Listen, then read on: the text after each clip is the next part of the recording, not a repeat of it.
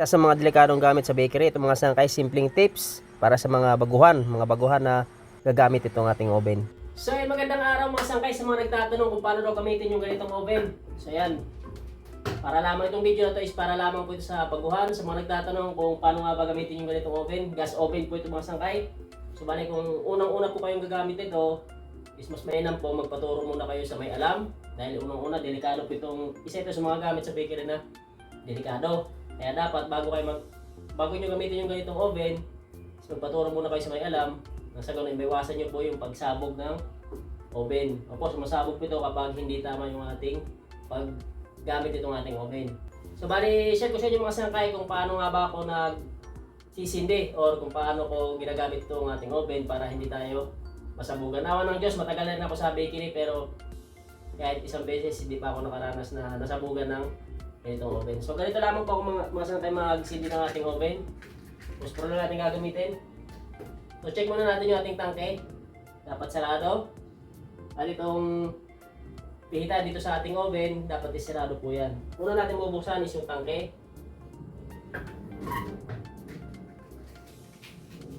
At kapag nagsindi tayo dito sa ating oven, sa ating burner, mas mainam na mauna pa yung apoy kaysa mauna magbukas ng gas. Okay? Mas maganda na mauna or sabay. Mas maganda na mauna yung ating apoy or sabay sila, di ba? Huwag mo una yung gas.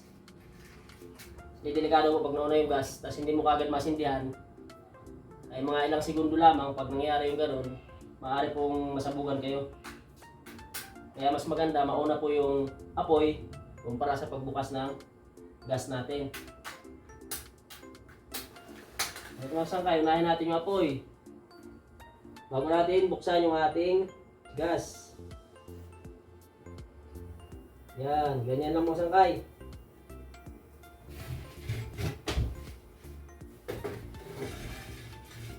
Ganyan natin kasi dito mangyayari dito mga sangkay kapag nabuksan nyo yung gas nyo nang wala pang apoy, kulob yan sa loob, kulob.